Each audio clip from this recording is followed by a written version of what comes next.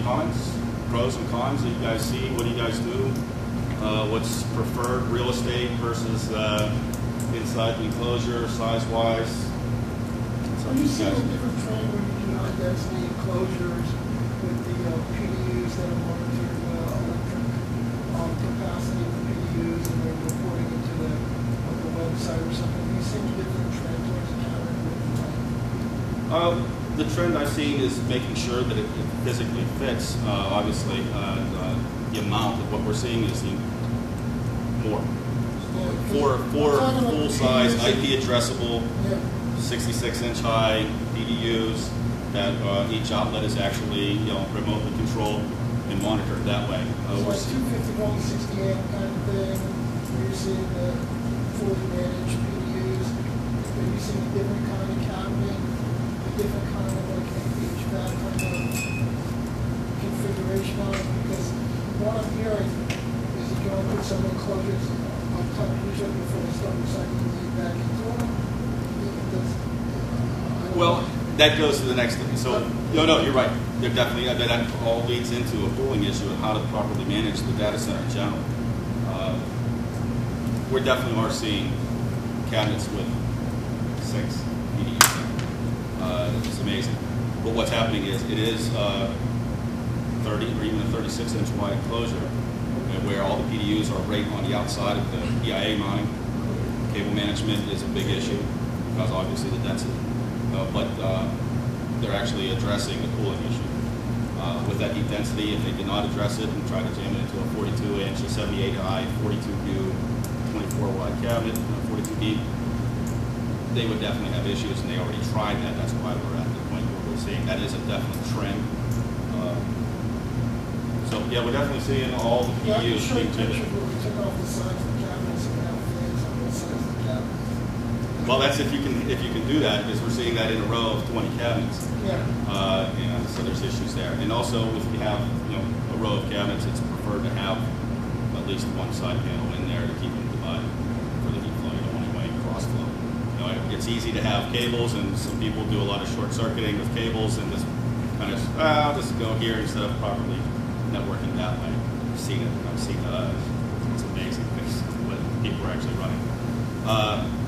So we actually promote, you want to have a single side panel, keeping everything in the proper flow. You get crosstalk with heat, and you really don't know where to go.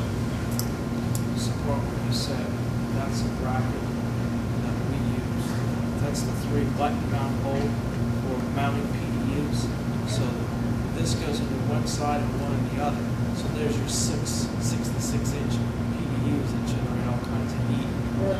Two of them vertically. All the tools, all the PDU companies, and we support most all. We have the universal brackets. That's our term. 6 of them in a cabinet. That's it. Yeah. And that goes. So don't you see the trend? Isn't the trend going to high density? Enclosures completely. 48-inch deep cabinets is going to be the norm within less than a year. We have a couple data centers deployed now going to 48. I'm using 48 one now. Pardon? 24 by 48. I went dual 3-phase power. Exactly. Thank you. 3 phases going out there. That's definitely the way to go.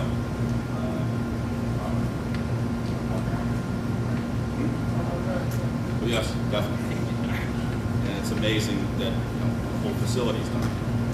But the cost savings of 3-phase is amazing. And if it's managed properly, you have to spread that over each phase. These were all, we had to bounce the across the phase. That's why it's IP managed power. Right. And all the PDU companies are now switching to the industry standard of the button mounting, so they all can be mounted in anyone's enclosure. Are you finding that you have more capacity per rack?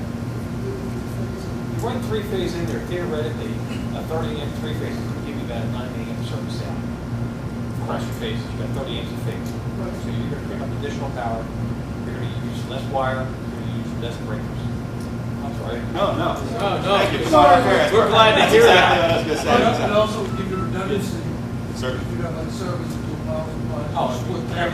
Don't run a data center unless you have dual power. We're glad to hear that. Thank you, we're glad you came. Well, we're glad. We're glad you guys say actually, that, because we quote a power strip, which is what you just asked for.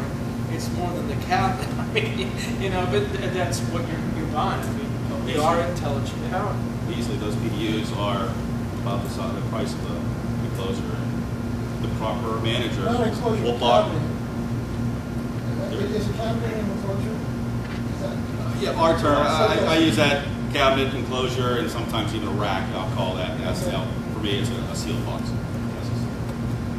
So along with, you know, the size of the cabinet, you got to figure out, all right, what am I going to do with the cables? Which way am I going? Everything under, over, how are you going to keep them separate?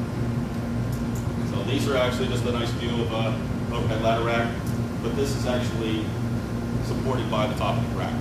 It's not actually constructed, actually hanging from the drop ceiling. You don't have to have any, but it's all limited. This ceiling is actually fairly low.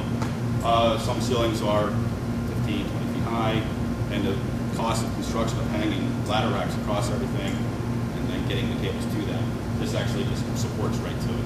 So we're seeing this as a good trend, either with an open ladder rack system or even manufactured cabinet-specific cable troughs, as to where then you don't see the cables so much, but you can still have the jumper from one aisle to the next. Well, as you can see, there's this shows some exploded view. This is actually supported by the enclosure itself. Saves cost savings. Simply you already have a structure there. Weight capacity is massive on all the cabinets.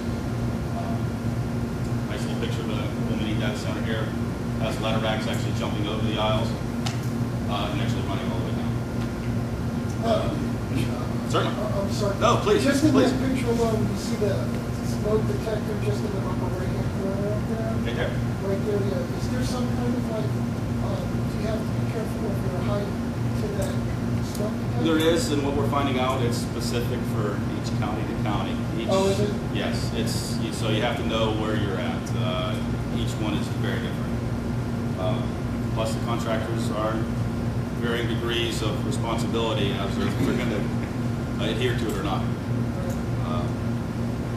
Something I may build, the overhead cooling, as we started this thing about making the most of the crack unit, or the overhead cable management, rather, putting your cables on top as opposed to under the floor keeps that underfloor raceway more open, because we've seen people with bundles of cables going across the row. The crack unit's trying to pump out 55-degree air, and it all gets trapped in the first half of the room.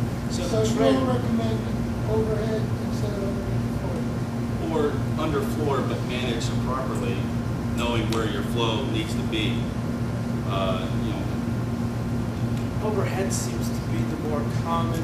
Most of the enclosures that we see out there are designed for top entry. Most of us do have bottom entry, but generally you'll see power up from the bottom and cabling in through the top, which kind of keeps that floor open. We've also seen where you have waterproof plugs. Right. That's not probably the correct term, plugs. But we've had to actually increase the size of our openings because they're like this big. 60 amp. Because underneath the raised floor, water leaks. I don't know how many have water detection, but you know, you've got a crack unit out there, and if it would leak, it's difficult to know it. By the time you do know it, it might be too late. So we're dealing with that. And then it could be water, it could be cooling. We had Yes. cooling leak and the whole thing empty. Yeah. You know. Have you seen the water plug? Sorry to hear that. Itself? Huh? The crack unit?